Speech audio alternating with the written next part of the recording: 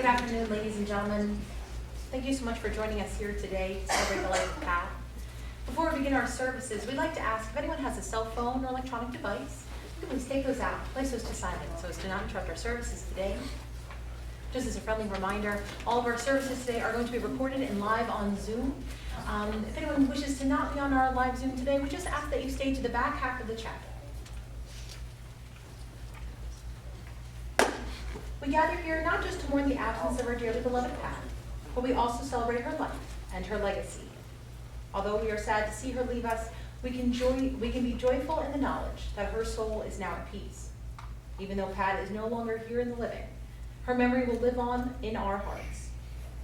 Many of you are here today because at one time or another, Pat touched your life in a special way.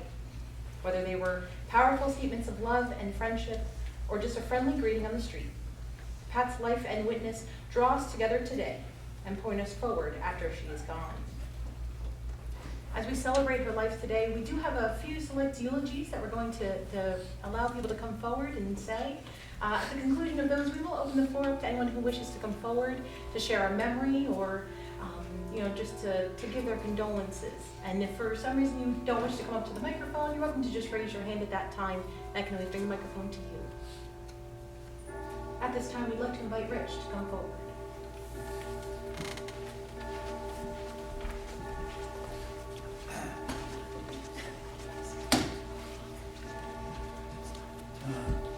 On behalf of all the family members gathered here, I want to thank you all for coming here today. Welcome to the celebration of Pat Smith's life. I'm Rich, Pat's husband of 56 years.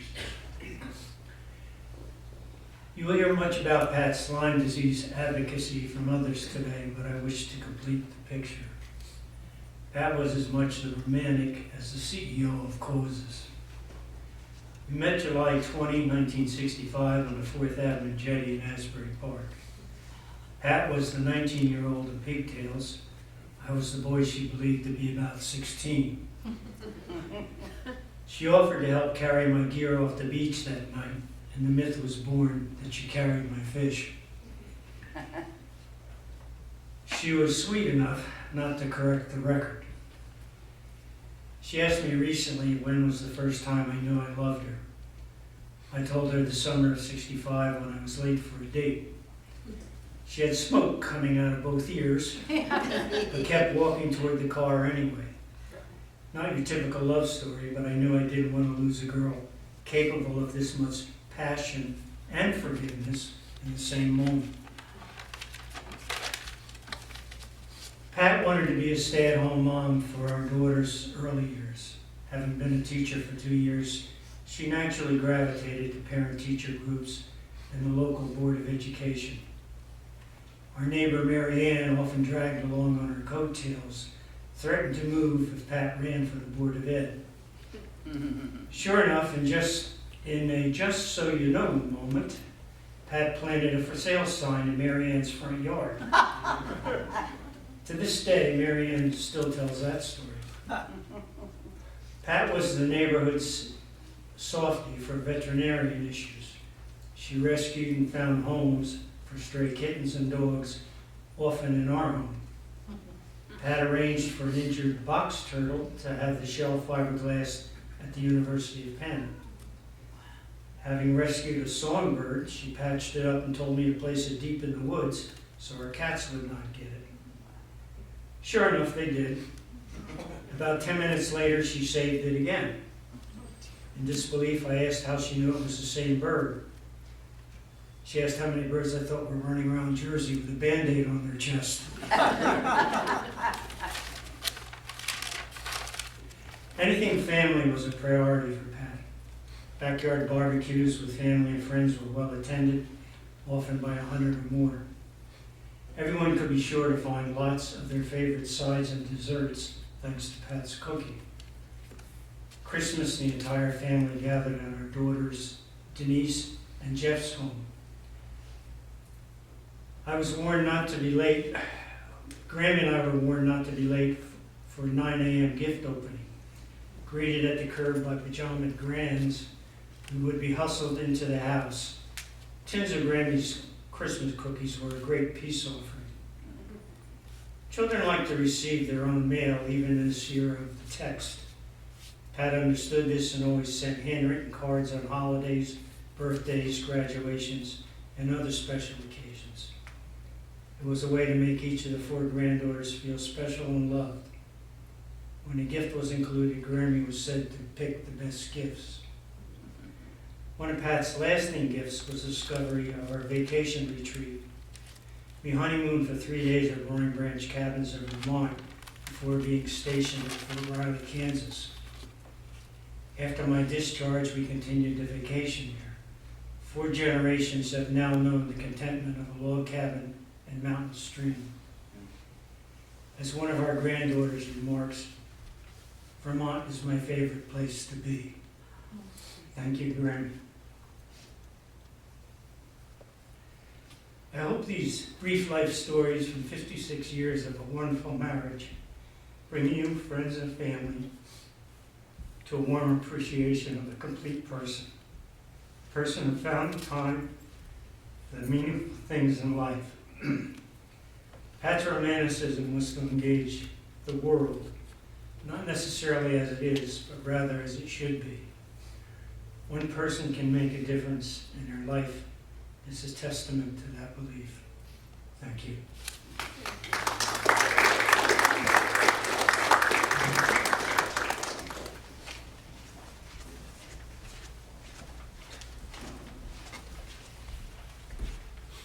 Things like people.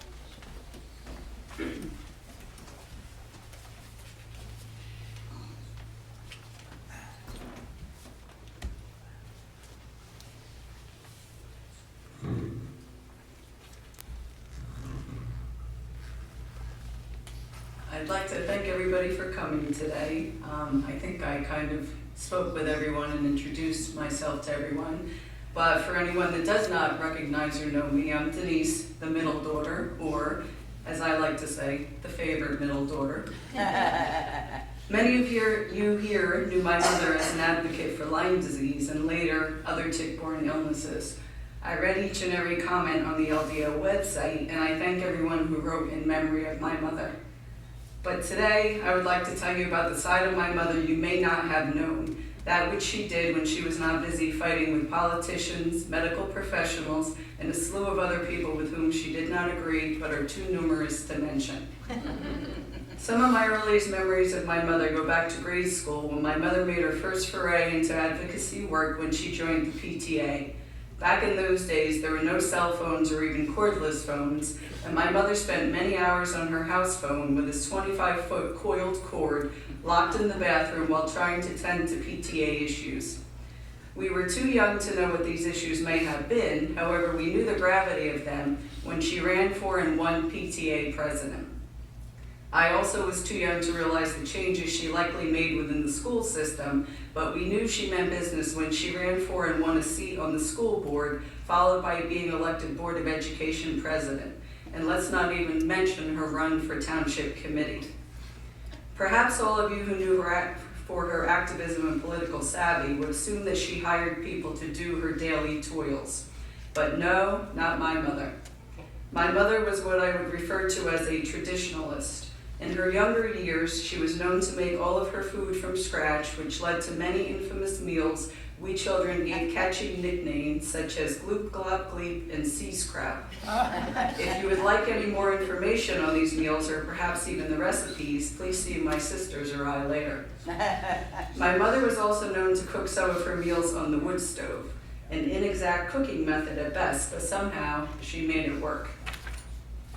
After my parents' 4 granddaughters were born, the annual summer sleepover became a thing.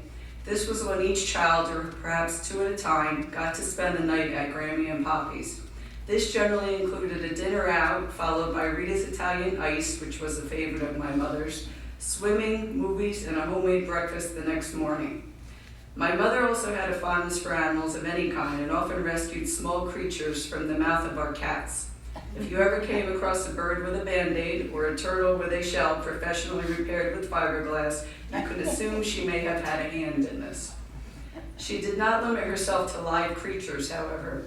There was the year when my younger sister desperately wanted a pound puppy stuffed dog for Christmas, which were popular in the 80s. Unfortunately, my mother was unable to find one, and as the story goes, she was able to locate a sew-it-yourself kit, which she spent hours turning into a homemade pound puppy. Well, if you have children, you can imagine how the story goes when my sister awakens to find a counterfeit pound puppy under the tree. Needless to say, the effort was not appreciated until we looked back on it now as adults. And when my youngest child's beloved stuffed doggie was in desperate need of repair, my mother lovingly stitched him up and made him look as presentable as possible, a difficult task given his dilapidated condition.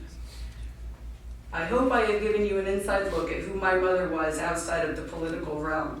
Her love and care for her family remained her focus, even while she fought the good fight against the evils in society.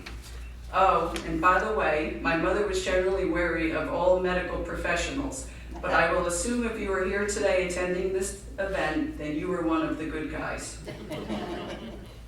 Speaking of good guys, I would like to thank a few people in particular with whom I had personal interaction and who helped me greatly during my mother's infirmity. These include Dr. Amar Bazarbashi, who allowed me the full resources of his office and staff in treating my mother. Dr. Bazarbashi is unable to be here today since he's flying home from out of the country. I'd also like to thank Amy Lober, who kindly and compassionately made home visits to my mother on her own time to provide much needed pain relief. Caroline, Sam, and Monica, who fielded endless texts, calls, and emails from me to help obtain prior auths, consults, lab results, and medication refills. Leah McCabe, who reached out to all of us via phone, text, and email when she needed to hastily take over the day-to-day operations of the LDA, and Dr. Brian Fallon, who checked in regularly and visited my mother. I also thank the nameless others who reached out and provided us with offers of help and support, as there are too many to mention by name here. Thank you for coming today, and please remember, if you someday run across an animal with a Band-Aid, you can assume that my mother had something to do with it.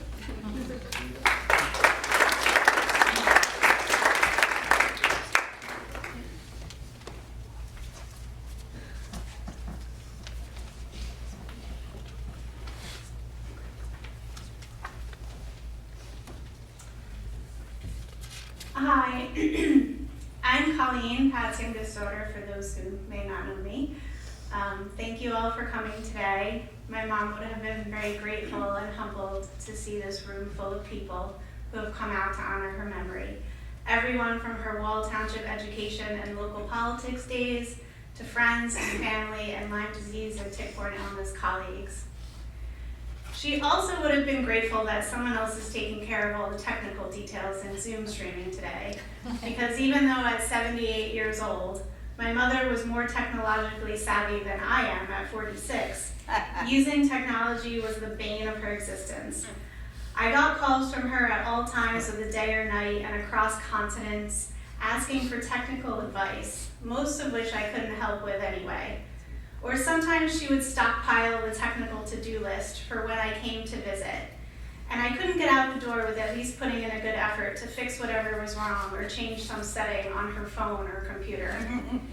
Having said that, like mother, like daughter, I guess, because I found myself trying to put together the slideshow for today and in a panic because I couldn't get it to do what I needed to do. After 3 hours, I called one of my mom's longtime Lyme Disease Association colleagues and friends and asked for help. Fortunately, I got what I needed, so thank you. You know who you are. I know my mom is looking down, smiling and laughing, saying, "See, I'm not the only one." As many of you know, I have the reputation of being the family globetrotter. But I did get my mom to take some international trips and visit me in a few of the places I lived. She liked to tell the story of how I made her run through the streets of London while it was raining because there were no taxis to be had, and we were late to see The Lion King on West End.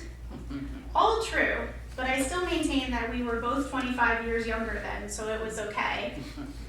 She also liked to tell the part of the story where we made it to the theater just before they locked the door, and then I fell asleep 30 minutes into the play and slept through the entire thing. She seemed to really enjoy the show though, and her first time overseas. In Costa Rica, she walked through cloud forests and parks with sloths and toucans in their native habitats, helped rehabilitate injured TT monkeys. There was never an animal my mother didn't try to rescue, and swam in some of the country's most beautiful oceans. One of her favorite experiences of that trip, though, by far, was waiting throughout the night to see an active volcano explode in the distance. And fortunately, she was lucky enough to see it spew lava several times. She also met my large adopted Costa Rican family, who, even though they couldn't directly communicate because of the language barrier, she said reminded her of our own family. She was touched by the big celebratory dinner they had for her arrival, with all the Costa Rican foods. I often heard her say that good people are just good people, and very much the same at heart, no matter where you go. The trip to Ecuador and the Galapagos Islands with my father was a little bit rockier, and my mother was not exactly happy at first about being tossed around at sea on a 90-foot catamaran. However, once she got the hang of walking around holding onto the railings, she couldn't wait to visit the islands and swim with the giant turtles and sea lions. In the water with her scuba gear on, the crew could hardly get her to come back on the boat because she was so excited to hang out with all the underwater life. On that trip, she also took an extreme liking to the blue-footed booby, a bird, as its name implies, with blue feet, and proceeded to decorate the entire upstairs bathroom of the house with blue-footed booby accessories and photos once she got home. My mom always had a fondness for all birds and had feeders and birdhouses scattered around outside the house so she could watch them all day long. There were a lot of years when I would be away for long stints of time in some foreign country or even Brooklyn. When I would come home, my mom would go through a laundry list of questions about what was going on in my life. How's work? How's the house or apartment? Who am I dating or no longer dating? And then she would ask me about each of my friends, even the ones she had never met in person. My dad would go to bed early by 9:30, and my mom and I would sit up talking and eating popcorn until I fell asleep on the couch. After that, she would stay up for hours with her cat, reading what I referred to as her trashy romance novels and some detective stories. My mom devoured those books, and for the most part, she did her reading between the hours of 11 p.m. and 2 a.m.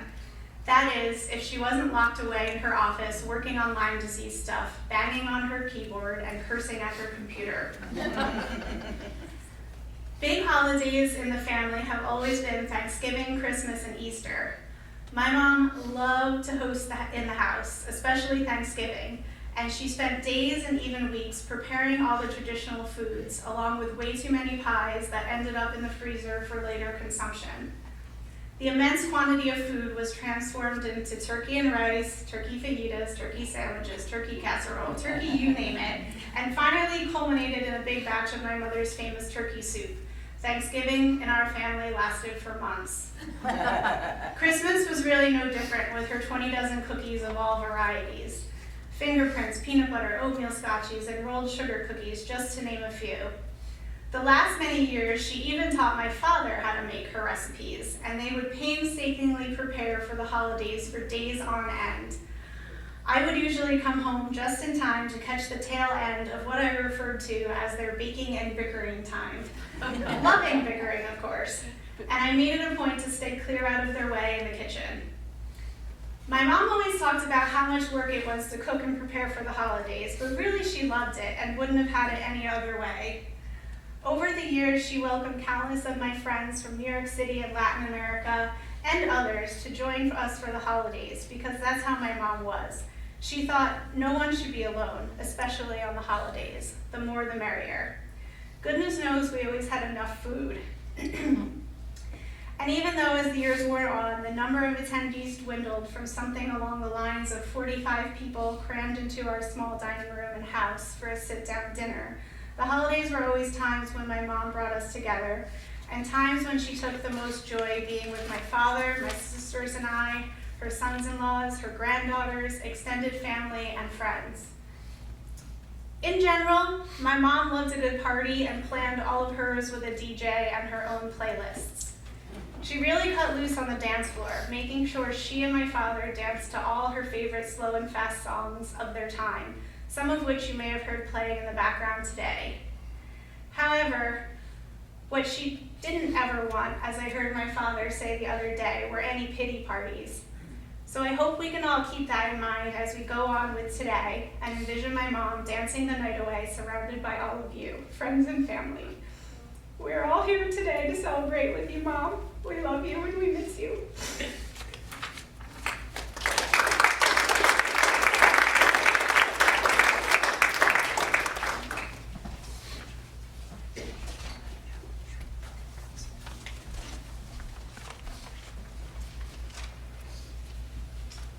So my name is Brian Fallon. I'm a colleague of Pat's in the Lyme disease world, and it's my great honor to speak here today.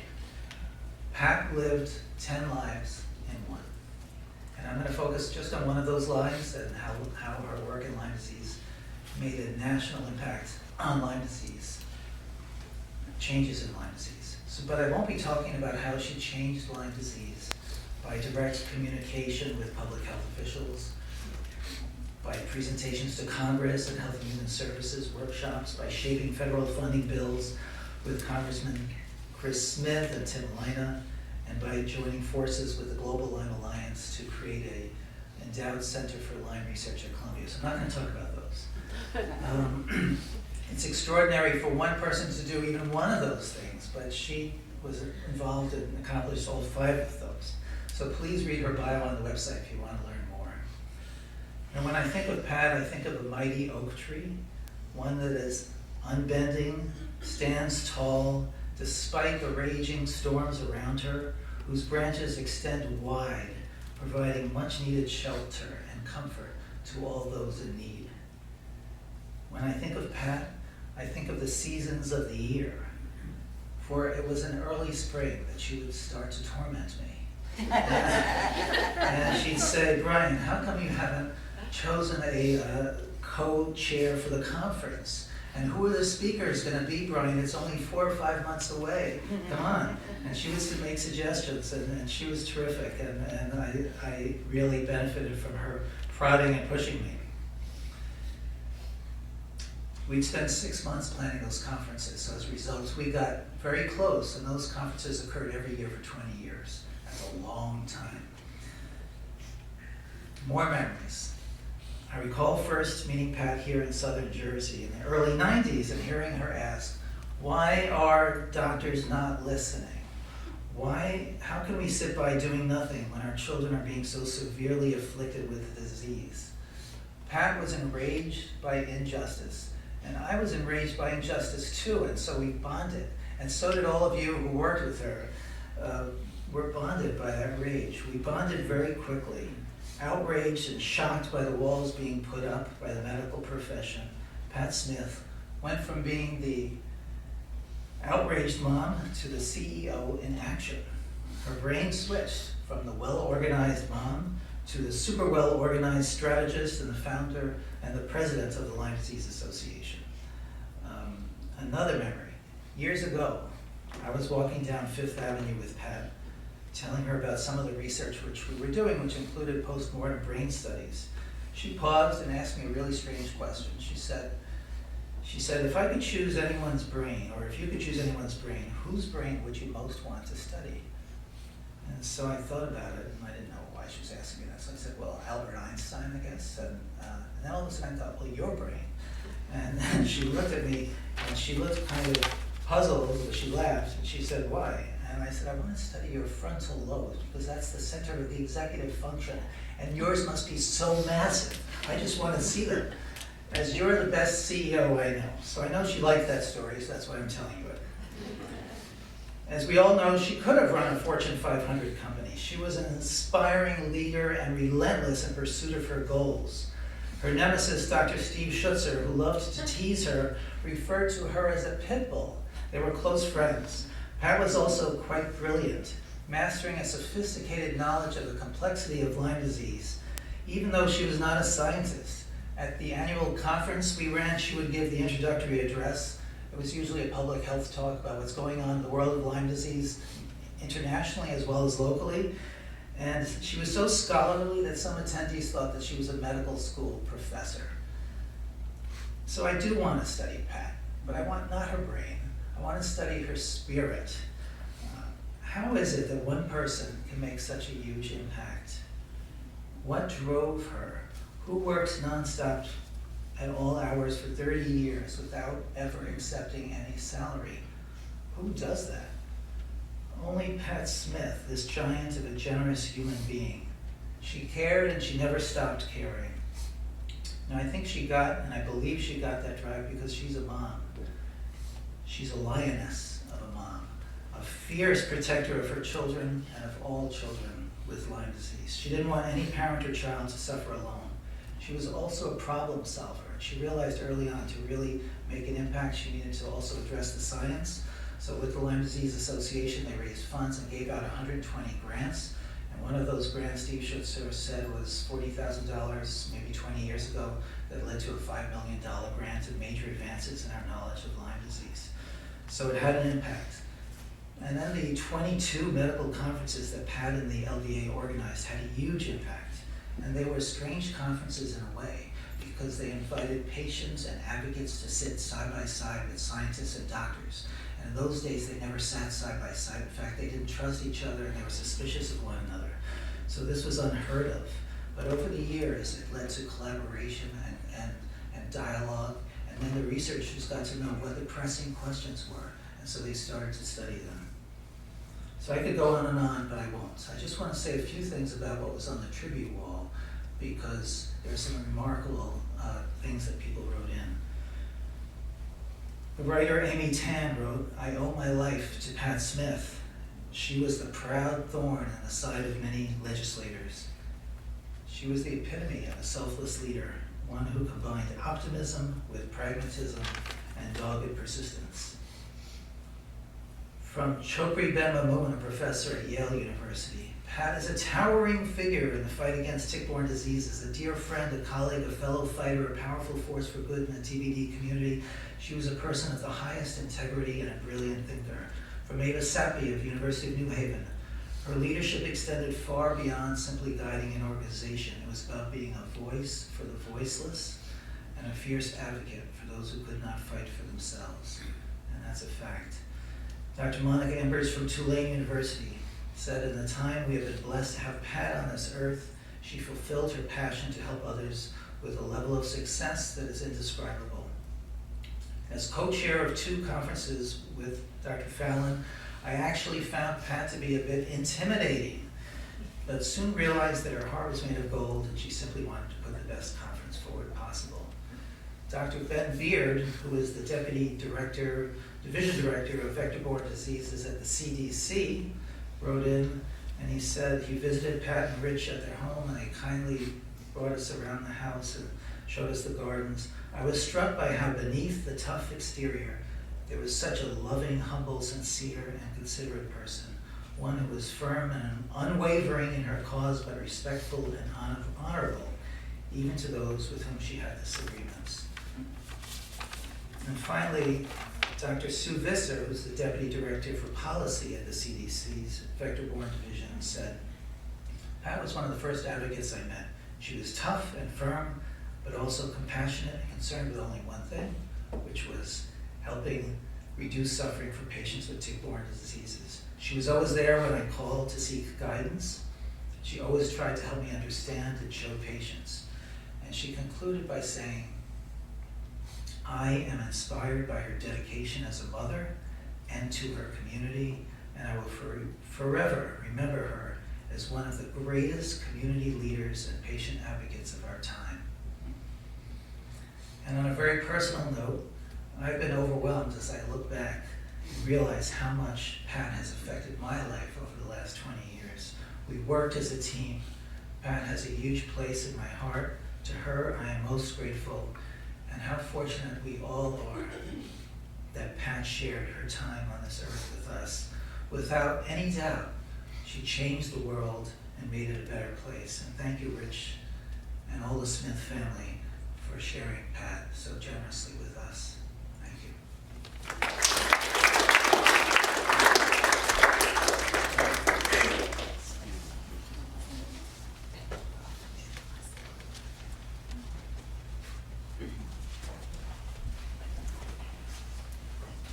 have Sandy come forward at this time.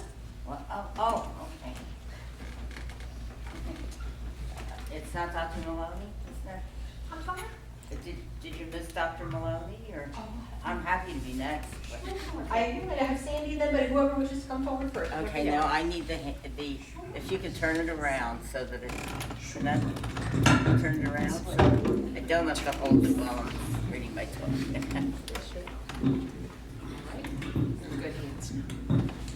Okay, will that carry now? Everybody hear me? Okay. I'm Sandy Birnbaum, and I also thank the family, Rich and the girls, for sharing this time with me. When I learned that Pat was gravely ill, I first thought of my loss, my friend, my mentor, my leader. Then I thought of Pat's many accomplishments, focusing first on the ones that I was involved with, the first two annual LDA conferences. That wonderful pamphlet, The ABCs of Lyme, that I gave out at every school meeting, the professionally made video used to educate teachers and other school personnel about tick-borne diseases. And of course, there was the creation of the LDA Affiliates Network, LDA Net, giving the leaders the opportunity to get to know one another and learn what the other groups were doing. And this is what I'm focusing my eulogy on. Then, as I reached out to others, they brought up different aspects of Pat's work. For Dr. Joe Barscano, it involved Pat's fight against the egregious two-tier testing protocols defined at the Dearborn Conference that didn't provide an adequate picture of what was and was not Lyme disease. Going forward, when co-infections became known, those same people completely ignored the new discoveries. From Leah McCabe, who worked with Pat for over 2 decades, Pat was the heart of the LDA, bringing us together with her unwavering passion and pursuit of what is right and just. Despite most of us battling Lyme, she patiently accommodated our limitations, enabling us to contribute to numerous impactful projects, conferences, and website upgrades. Her dedicated board, Rich, Ruth, Corey, Tim, and Janine, stood by her for decades, ensuring the LDA was run with the same integrity she embodied. Pat also nurtured a community of volunteers whose commitment sustained vital programs nationwide. Her leadership, friendship, and legacy will continue to guide and inspire us all. When I spoke with Maggie Schaefer, she pointed out the phenomenal guidance Pat had given to advocates as they fought to get the right kind of Lyme legislation passed in their states. Both Maggie in Connecticut and Sheila Statlander in Massachusetts can attest to Pat's brilliance and strategic knowledge of what should and should not be on a bill. By the way, both Maggie and Sheila are, both Maggie and Sheila are members of the LDA Affiliates Network, as am I. Then there was Rhode Island. In the words of Julie Marola, president of the Rhode Island Lyme Disease Association chapter, without Pat's help, the Lyme legislation that was passed in Rhode Island would not have happened. Additionally, without Pat's guidance, my son would have died from Lyme and co-infections. By the time I met Pat, he had qualified for Make-A-Wish. I am forever grateful for her help, for her friendship, and for the guidance that was provided. I will miss her dearly. Lorraine Johnson, CEO of LymeDisease.org, served as an advisor to the LDA for over 20 years, working side by side with Pat on many projects. She said Pat Smith was a mentor, a friend, and a fierce advocate. There was no one better to have at your side when the stakes were high. Her fearlessness was contagious, infectious, and a marvel to see. I will miss her dearly. When I spoke with Dorothy Leland, the president of LymeDisease.org, she talked about the HHS Tick-Borne Disease Working Group.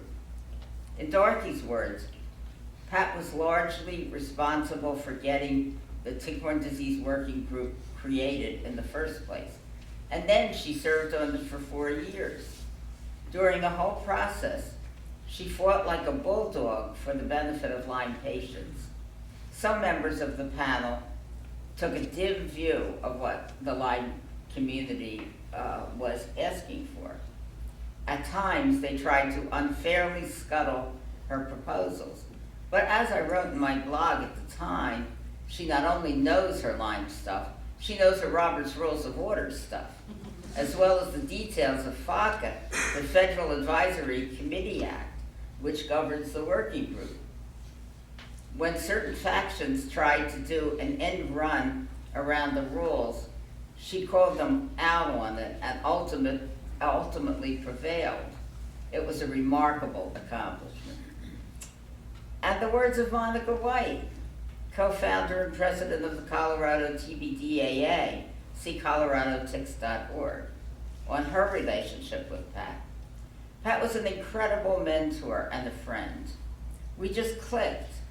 She was the catalyst that brought together advocates from across the country to collaborate and support each other as part of the LDA net. She wanted all of us to succeed in our shared mission. I will miss Pat and the LDA more than words can express. I was in awe of her, so strong in her convictions, so honest, so brave and fierce in her advocacy on behalf of Lyme patients. I will miss her laugh, her cryptic texts, and her late night conversations. I will miss the deep empathy felt when my own family faced crises. When I spoke with Harvey Kleiman, Secretary of the LDA of Southeastern Pennsylvania, aka thebasics.org, he noted that Pat was instrumental in getting out the basics, the wonderful booklet that many of us hand out to newcomers to Lyme. Harvey told me that Pat insisted on the highest level of science going into this publication, now in its 7th edition. He continued, Pat inspired us whenever we worked collaboratively with her on projects. Another group that's a member of the LDA affiliate network. A brilliant thing that Pat did. Pat's integrity was very high, and she would settle for nothing less than us. Pat was filled with big ideas, but she also made room for ideas that others brought to her. Here's one big idea I brought to her in the fall of 1999. There was a conference to educate doctors and other medical professionals about Lyme disease. A dentist, Armin Manasar, and I had the vision of a conference in the Hudson Valley, New York, where tick-borne diseases were highly endemic, and the medical community was flagrantly denying both the severity of Lyme and the very existence of chronic Lyme. The Medical Society in Dutchess County had betrayed us by canceling the promised conference at the 11th hour. We had the speakers, the location, Bard College, and the CMEs, thank you, Dr. Ken Liebner. All we needed was funding. I called Pat, who did not know Armin or me. Speaking with Pat's daughter, I learned that Pat had just gotten back from the funeral of one of her parents. When she heard of the betrayal of the medical board and the list of speakers, Pat took my call and told me she was meeting with her board that evening. When I got home from my office that evening, my husband, Lenny, said, "Who the hell was Pat Smith?" She said, "You've got $10,000 for your conference." I had talked to her that afternoon, that late morning, Once Lenny met Pat, he too found her to be brilliant and inspirational, and they cared very much for each other. Lenny never complained if I needed to take a call from Pat in the middle of a movie we were watching. He complained when I needed to take a call from our kids in the middle of a movie we were watching, but Pat got a pass. Our two-day conference at Bard became the first annual LDA conference. Pat understood the importance of this conference, and she gave us the support we needed. We had only 3 weeks to put this conference together. With 240 people in attendance, most of whom were medical practitioners, it was a huge success. Speaking on behalf of the advocates, every one of us had a favorite Pat Smith story to tell. Some of us had a few. She was not just an influencer. She made things happen, and together we became much bigger than each of us could have been individually. We were autonomous yet collaborative. Where do you find that? I mourn the loss of my dear friend Pat Smith. I mourn the loss of her excellent conferences. I mourn the loss of the LDA affiliate network led by Pat. Most of all, I deeply mourn the loss of Pat Smith's time on this earth. All of the things she could have accomplished had she had more time. Maybe another 20 years. The question we need to ask ourselves is, how do we keep Pat's work alive, Pat's legacy going? My hope is that we can each play a part in keeping Pat's work alive. I encourage people to read her accomplishments on her bio on LymeDiseaseAssociation.org. It takes my breath away. I also encourage people to go on ColoradoTicks.org, the new home of Lyme Aid for Kids, a fund providing support to families of children who cannot pay for initial diagnosis and treatment. This was one of Pat's big ideas. Lyme Aid for Kids will remain national, even though ColoradoTicks.org will remain a Colorado organization. No more to do, Pat. You have done the work of at least 3 lifetimes in one. Pat Smith, of blessed memory, you deserve to rest in peace. With much love, Sandy Bernhardt.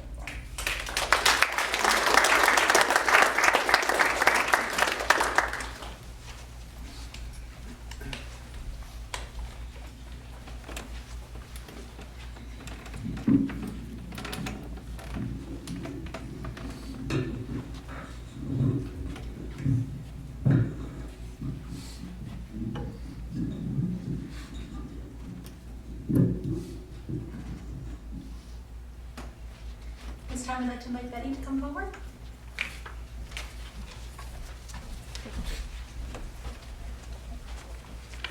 Good afternoon. I'm Betty Maloney. I am a colleague of Pat's from the Lyme world. And sitting in the audience today, it's been a pleasure and a joy to get a fuller picture of Pat and what she means to everyone here in the room and all the people joining on Zoom. And it's a challenge to describe Pat in a day, and I'm only going to take a few minutes echoing many of the comments that you've already heard. So Pat was a tremendous force of nature. Brian likened her to an oak tree. To me, she was a virtual tornado for good. She was fueled by her desire to make life better for patients, families, and clinicians. Pat was confident and powerful. She had sharp elbows and she wasn't afraid to use them when necessary. She set her own paths and agendas, and while carefully gathering people to the cause. Pat was a shrewd judge of character and certainly didn't suffer fools, especially those who became obstacles to progress. When she found someone who could move things ahead, like a tornado, she sucked them into her vortex and carried them along. I was one of those people. Pat had energy to spare.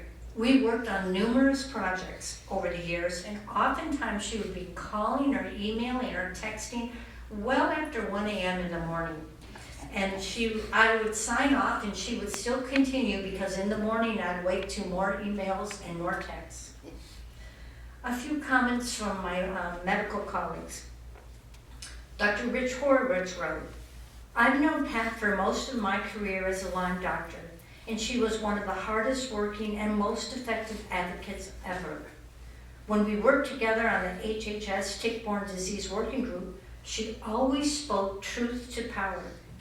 She was a tireless advocate to help others who suffered from Lyme and tick-borne disease. She did great work. The Lyme community will miss her. Bless you, Pat, for all the wonderful work you did to help others. Dr. Sean McCloy remarked, what an especially well-deserved rest for this tireless Lyme warrior. I met Pat at a conference put on by Midcoast Lyme Disease Awareness in Maine. In the first 10 seconds of our conversation, I said to myself, who is this person? As I was blown away by her passion, knowledge, enthusiasm, and encouragement for the community and its providers. Pat's legislative prowess was a crucial asset for promoting and protecting access to treating physicians. A Minnesota Legislative Committee administrator wrote, thank you again for your excellent presentation at yesterday's Lyme Disease Forum. It was super informative and well presented. We had good feedback from several of the attending legislators. Senator Marty mentioned you had a few suggestions for language changes after looking over our draft. Please email or call when you have time to discuss them. As you heard, Pat was instrumental in getting that tick-borne disease working group into the 21st Century Cures Act. And for 5+ years, Lyme community, patients, researchers, advocates, and clinicians, we had seats at the table with people from several federal agencies working to advance the scientific study of tick-borne diseases. Year in and year out, the annual LDA Columbia Conference were always the premier research conference on tick-borne diseases. On a few occasions, I got invited into that inner circle, and I could have a first-hand look at how Brian and Dr. Brian Fallon and Pat, how they selected themes and selected speakers for the events. Pat's command of the newest research was really impressive. You know, Pat, for all of her bulldog determination, she really was tender, and she cared about the people who might otherwise have been left behind and overlooked. In 2009, Pam Weintraub and I went to a community forum on tick-borne disease in Ladysmith, Wisconsin, a population of 2,000. The un-air-conditioned church was overflowing with people despite the August heat. Pat said she had never seen so many obviously ill people in one setting. She contacted CDC the next day saying she wasn't sure that they had a tick-borne disease, but they definitely had something worthy of an investigation. On a personal note, Pat was a valued friend and mentor. She was generous with her time and encouragement. She supported my educational outreach to clinicians and gave me insightful feedback on my projects. During our conversations, Pat spoke lovingly of her family. She delighted in her grandchildren and going to their events. So Rich, Michelle, Denise, and Colleen, and the entire family, thank you for sharing this extraordinary person with us. Pat, you have earned your rest, and we will do our best to carry your legacy forward. With my sincere condolences to all who loved and cared for Pat.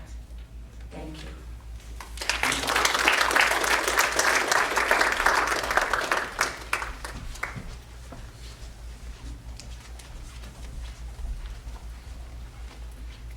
Ladies and gentlemen, we'd like to open the floor up at this time. If anyone wishes to come forward to say a few words or to share a memory.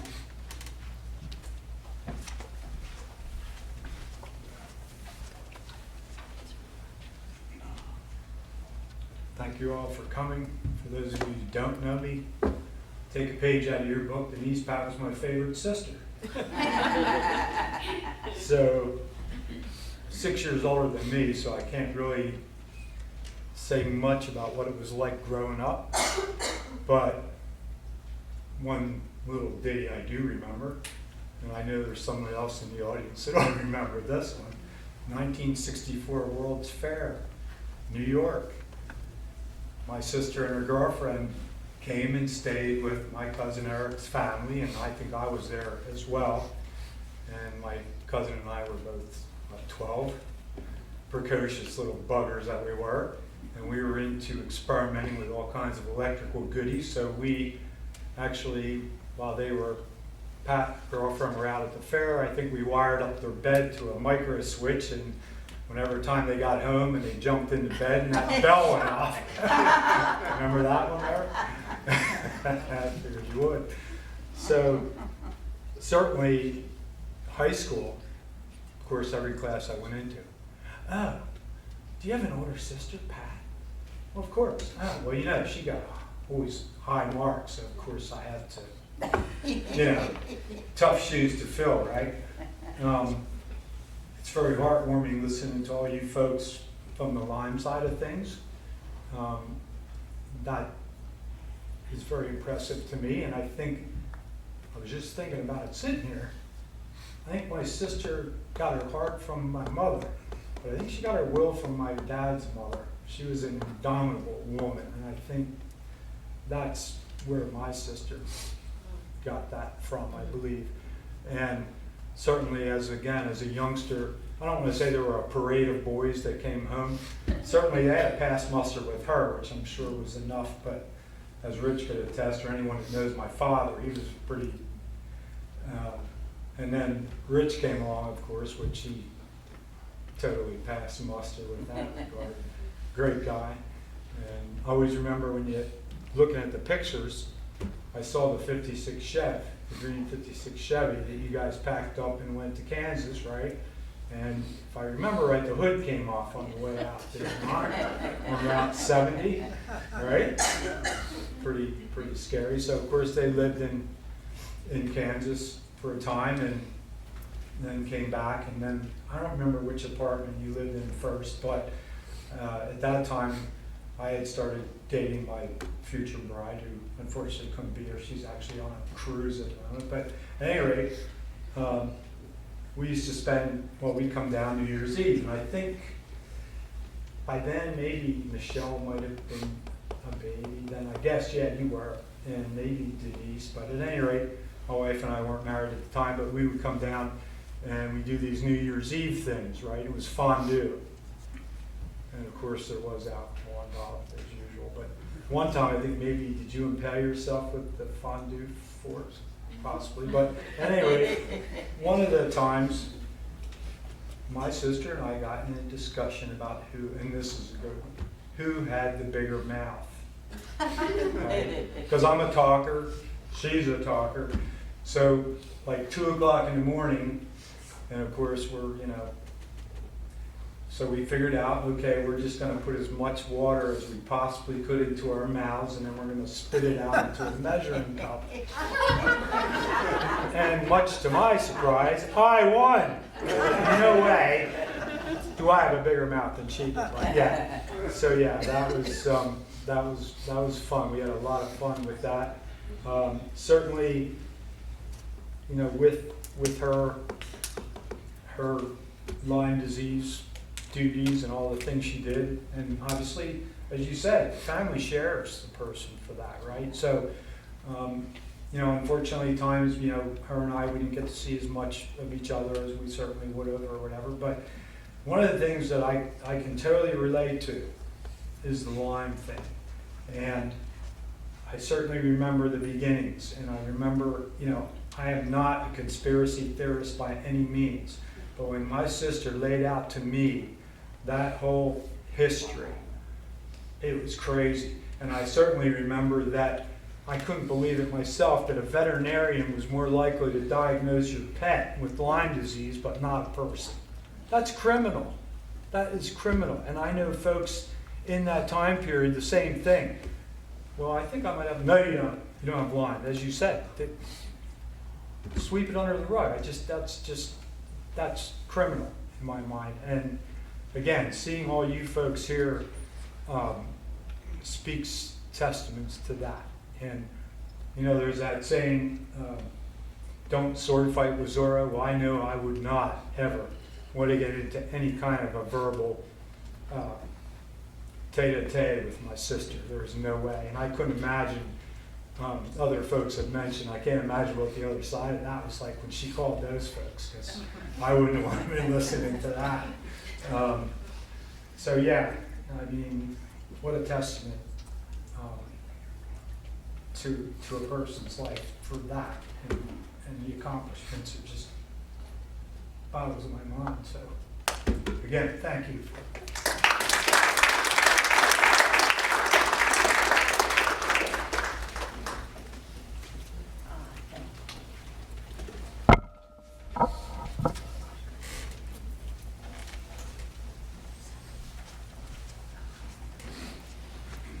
Hi, I'm Bob Bransfield. I'm another colleague, and Pat and I were on many Lyme adventures together over many years. And one analogy, it began really with enraged. Maybe you give an example. When you're doing outdoor things, one thing that you're told is never get between a mother bear and her cubs. It's a big mistake. Okay. Now that also applies to people. And what had happened is, and this whole thing began with enraged mothers, and it then went from there where we would have these children that would have Lyme disease, the mothers would be aware of it, and then you would have these bureaucrats and doctors and other individuals that would stand in the way saying, it's the aches and pains of daily living or something like that. And it wasn't getting the proper recognition. So there was this army of enraged mothers that were motivated, but they were all scattered and disagreeing with each other and not having a unified voice. So then we were all kind of caught up in this. Now some were the mothers, the fathers, the doctors, and many other people that saw this going on and like, what's wrong? What's happening here? But she helped bring all those scattered voices together. And a lot of the legislators would say, I don't know what to make of this because everybody says something different. So she made it a more organized voice, and that helped us to move forward. And if you think of it like it was like a war, and there were all these skirmishes and battles that we would have with these different meetings and these hearings where they would go after doctors, or they would patients wouldn't get care. Some of it was right here in Neptune many years ago. And but when we think of that, we were kind of bonded by this battle that we were all in. And if you think of a military model, she was the 5-star general. And she came in and with no nonsense. Now, one thing that would sometimes happen would be, every now and then, a doctor would make a big mistake. And they would say, what do you know about Lyme disease?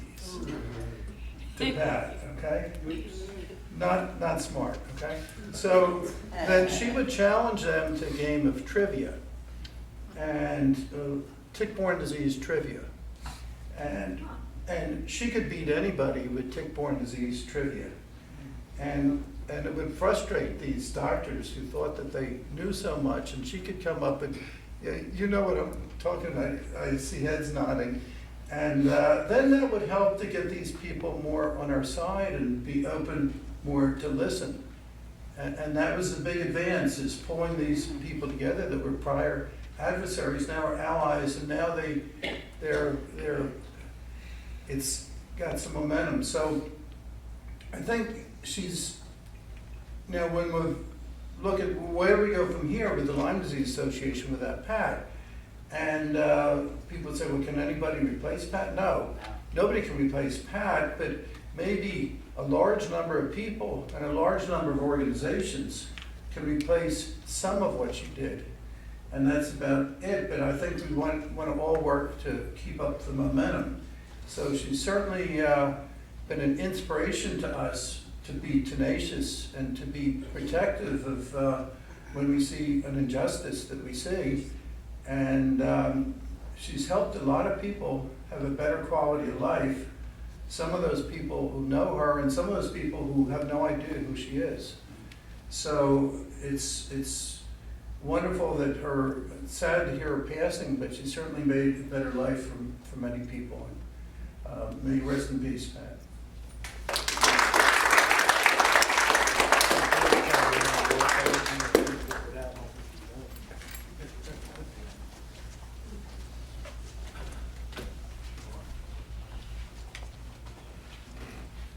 Anyone else like to come forward this time and share?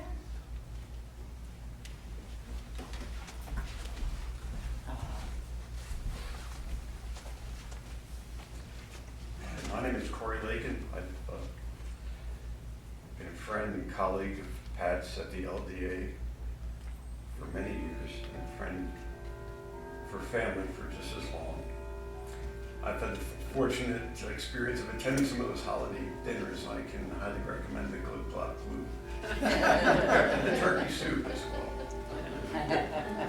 But going back in the early 1990s, I was a member of the LDA of Central New Jersey. That's what the organization was called then, and starting quite small. When the owners of that group had to relocate to the Midwest, they approached Pat to see if she might be interested in taking over as president. Pat accepted and invited me to join her as her VP and quickly expanded the group to cover all of New Jersey. Pat took every opportunity to educate herself about tick-borne disease and then to disseminate that knowledge to help others through staffing information tables at community events, exhibiting at health fairs, and providing in-service programs, many of them at public schools, utility companies, and corporations. Pat was a gifted speaker, to say the least, and combined her skills as a former school teacher,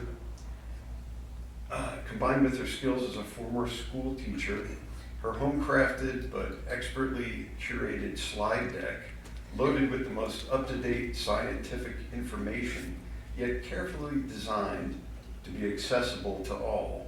She engaged her audiences with a passionate, heartfelt delivery as only a caring, loving mother of a sick child could. Pat's presentations left an indelible impression. Requests for her to speak multiplied. Even the U.S. military base in New Jersey, McGuire Fort Dix, invited her to come and address the troops. But for Pat, this was just the first step. What she envisioned was a nationwide organization, one with the gravitas to forge health policy and the resources to advance academic research toward goals of education and prevention, development of efficacious tests and treatments, and ultimately a cure that would one day put an end to this scourge and the suffering. Under Pat's leadership, LDA continued to grow and expand into a nationwide network of members, chapters, and affiliates, all united in mission and purpose to become the national nonprofit association that we are all familiar with today. Considering the magnitude of her efforts, the breadth of her accomplishments, and the countless people she has helped and lives she has touched, it's impossible to convey in a few words what a powerful force for good in this world was Pat Smith. Pat was a tireless, tenacious advocate for children. With boundless energy, she harnessed her intelligence, her wisdom, and her resilience to fight for proper medical care and home instruction for the sick. Pat was also a fierce advocate. We've heard that again multiple times today, a fierce advocate for physicians. She testified and organized support for those who were all too often unfairly targeted and mistreated. Pat was a loyal advocate for all those near to her suffering in injustice or crisis of any kind. And personally, Pat and her loving family certainly were always there for me. If she could be of help, any help, she somehow always made the time to focus her attention and her abilities to ease the suffering of another. Perhaps above all, Pat was an advocate for truth. The truth is out there. This was her North Star.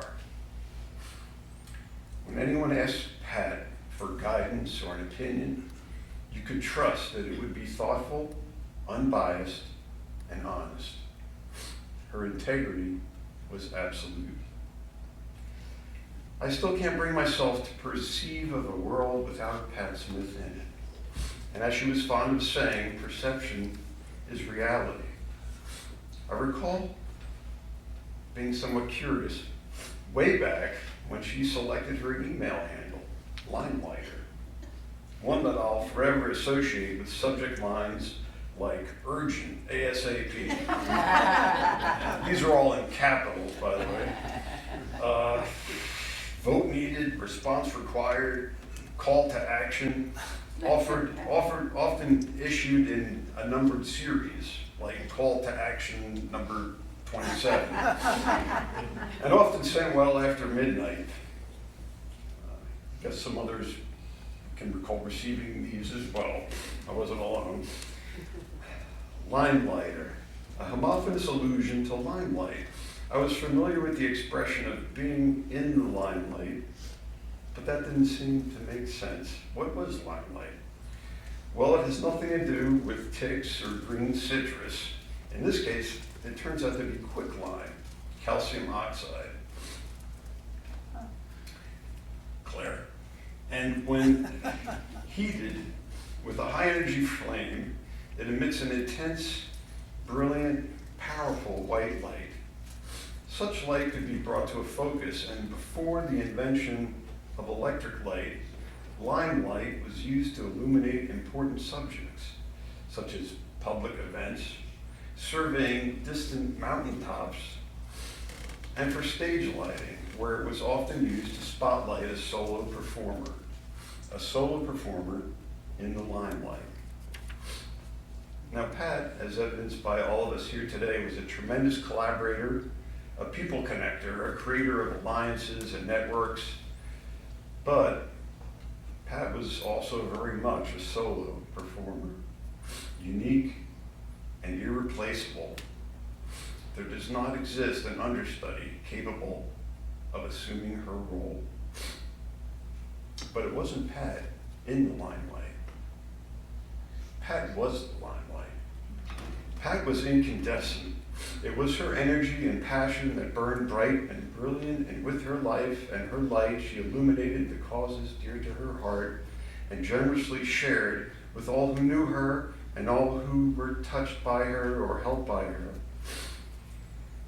Limelighter may now be dimmed. Her messages have all been sent and received. But her light, that limelight, is not extinguished. It shall continue to light the way for those who carry on.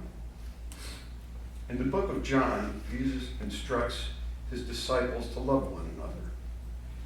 Greater love hath no man than this, he said, that a man lay down his life for his friends. This was the Pat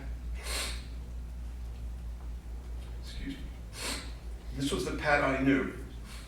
This was the way she lived and the way she laid down her life each and every day. God bless Patricia Smith. And thank you, Richard and Michelle and Denise and Colleen, Jeffrey, Rob, Sarah, Claire, Emily, and Samantha. Thank you so very much for sharing with us. We love you, Pat.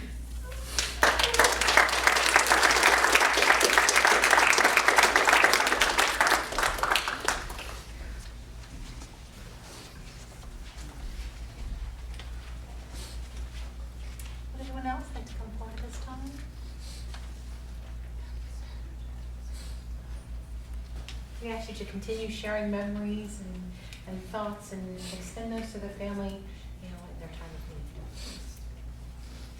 As we conclude our services today, again, thank you so much everyone who's joined us, both physically and on Zoom. On behalf of the family, thank you again for your calls, texts, emails, both that have been sent thus far and to come in the months and days to come. As we leave, I challenge you to carry out acts of kindness in Pat's legacy. Buying a cup of coffee for a person behind you, bringing in your neighbor's cans, or simply a call or text to someone who needs some cheering up. Live our lives today forward in honor of Pat by giving back. Just as a reminder today, there will be a repast immediately following. That's going to be at Michelle's house. That address is 6 Sun Hollow Road in Durham. There will be slips of paper in the back with that address on that as well, if anyone needs that for their GPS. And as we conclude today, I'd like to share with you a poem requested by the family. It's called The Wave. Picture a wave in the ocean. You can see it, measure it, its height, the way the sunlight refracts when it passes through it, and it's there, and you can see it. You know what it is. It's a wave.